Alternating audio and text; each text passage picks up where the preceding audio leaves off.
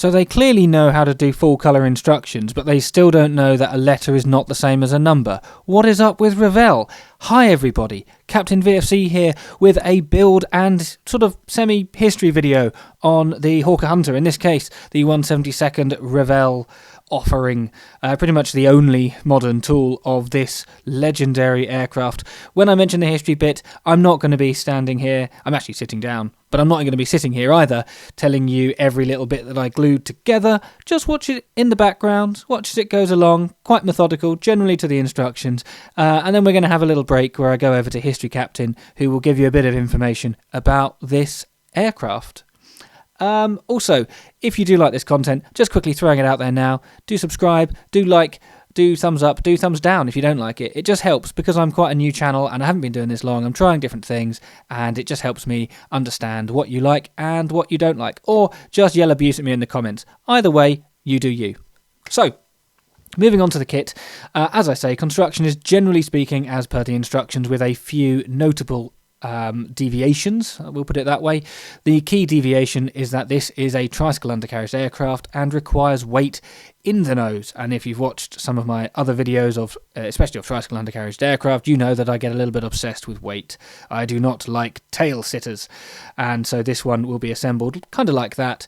In fact, this tail piece here that I'm just gluing on now, not gluing on, I'm placing it on, is really useful for holding the fuselage together so that I can then fit the wings. But essentially, it's made as two halves, wing, tail, everything all on one side, and then the weight can be fully tested.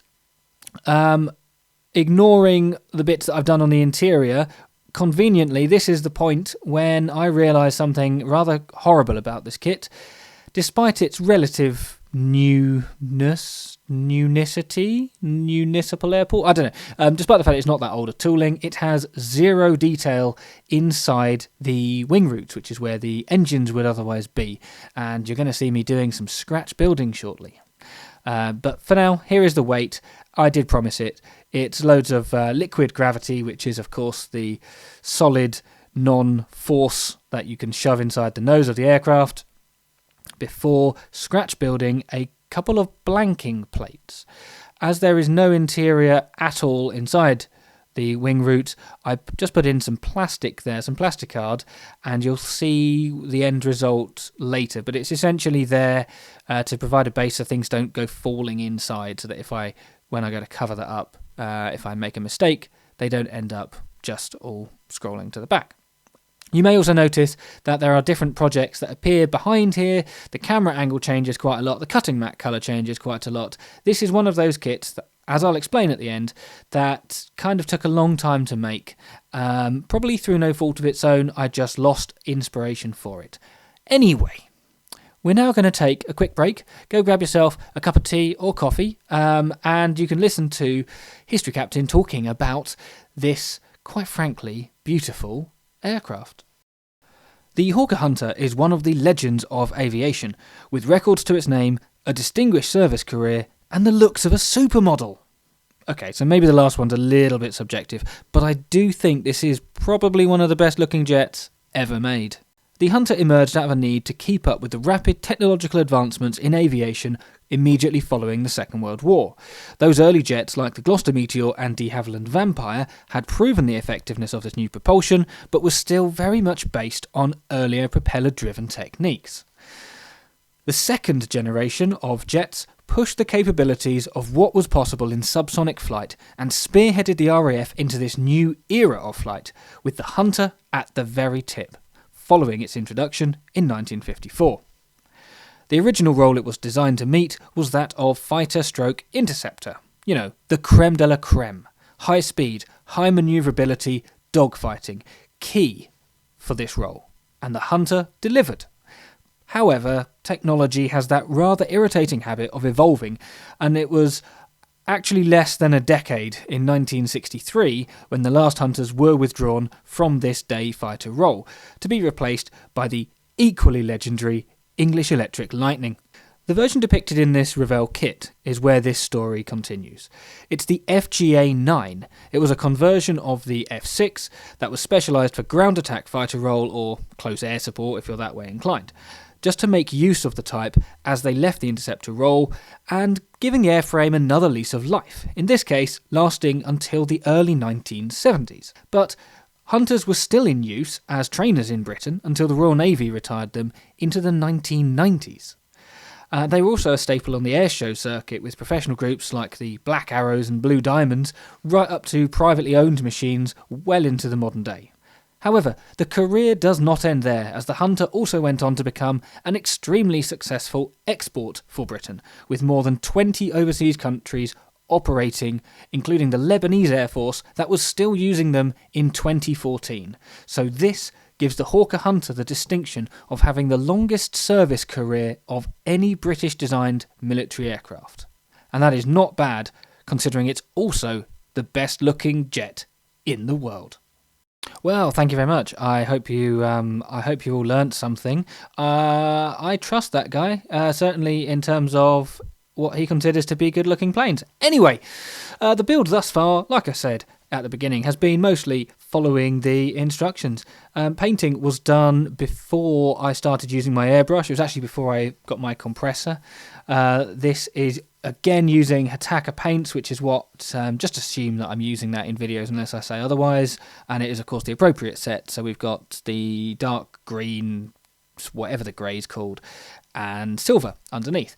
You notice it's got a black primer. That is just a Halford spray paint just chucked over the base model. It's just a rattle can. It's good, no problem at all. Now this silver is not ideal. It actually took far too many coats to get a decent result, but it's also all I had. It does spray well, but you won't find that out until a future video, so stay tuned. Right, the decals. Thanks, Revell. Yeah, just thanks. For some reason, presumably they don't trust themselves. They put the things separately. The things separately? Honestly, you couldn't tell that I'm doing this in the middle of the day. It's not even like I'm tired. You've got the backing, the yellow, blue, red backing, and then you've got the blue, white roundel, and then you've got the red spot in the middle. Look, I've spent so long faffing about that the build captain is already on the next bit. Jumped ahead. Anyway, so you have to centre the red spots yourself. Bit of a pain. It's like that on the wings as well. But, I mean, I'd kind of rather that than it be done badly. But honestly, it's 2023. What are you doing? So here we have frustration number. I lost count, actually, building this, to be honest. The registration codes on the underneath of the wing are one decal. Oh, one decal? Well, you were just moaning a second ago that the roundels are multiple decals. Yeah, except these one decal pieces go over three parts, the wing and the two sections of the undercarriage doors. So what I've done is painted the undercarriage doors, placed them in with a bit of blue tack, and now I'm getting a knife blade, a brand new sharp one straight out of my my knife blade storage place, and I am carefully cutting around. This is a faff. I am not a fan of it, but it is the only realistic option. And as you see, as I take the undercarriage leg away, yeah, that more or less works. And then it's the same on the other side, except the part is so small because it's a two-part undercarriage leg. It's like one that opens out, the main one, and then a little flappy bit on the other side.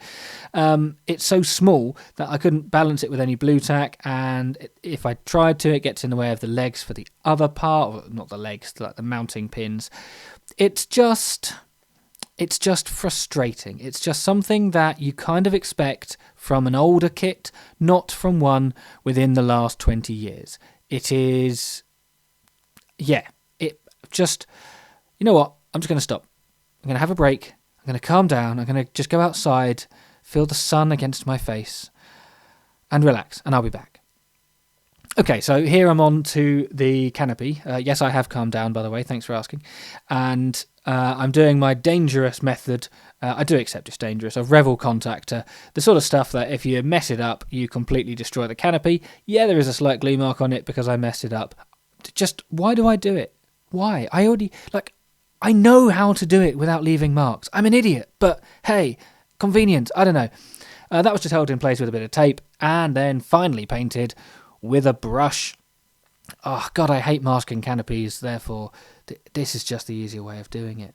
And I've also remembered that I forgot to show or record the decal that goes on the canopy frame, which is just nice and fiddly. You know, why make life simple when you can make life nice and fiddly? But hey, painting 2 colours on a canopy, I guess, why not add a decal to it?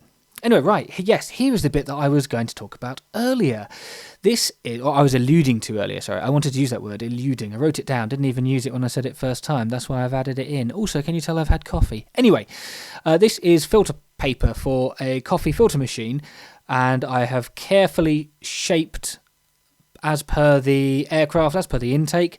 The idea is that it's got a nice enough texture that it doesn't just look like a flat bit of plastic, but it's easy to manipulate. And just with a dab of super glue around the intakes, the filter paper can be fastened to kind of replicate an engine cover. As there is nothing to see inside anyway, why not just cover the bloody thing up? The plastic was put behind, as I mentioned earlier, partly to stop things from falling in, but also, had this plan not worked, I was going to just use some filler. I just thought, filler, scrape it off, that should be fine as a plan B, so naturally the plastic needed to be there. Anyway, dab of red paint, then goes on, and you're left with a reasonable result. You know, I could have done better. And they should really have a little handle on, a little grip, so that you can easily take them off if you need to, which of course I couldn't be bothered to do. But yeah, given how long this kit had been sitting around for, I think I did quite a good job. And so then, a final review. Why was it sitting around for so long? Well, there's just something about it, and it's really hard to describe. I'm sure other people that make kits get this as well. Sometimes a kit, through potentially no fault of its own, just lingers. You just lose motivation for it. I love the aircraft. I've made that clear. It is a sexy beast. This is a relatively modern tooling. Yes, there was some flash, not a huge amount, just some. Well, okay, there was a huge amount in the main cockpit bit, but it's just something about it just put me off. So would I recommend the kit? Well, it depends. Do you want a relatively modern tooling 1/72nd Hawker Hunter? Well, if so, yeah, obviously. What's your other option? Going to scratch build something? Ha ha ha, good luck. Yeah, it's alright. I've enjoyed it. It's fine. But it's just fine. It's Revell fine.